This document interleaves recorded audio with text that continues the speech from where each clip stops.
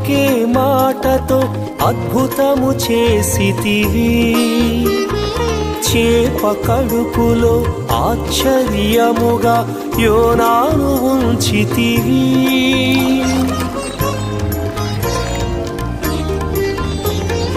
కానా విందులో ఒకే మాటతో అద్భుతము చేసితివి.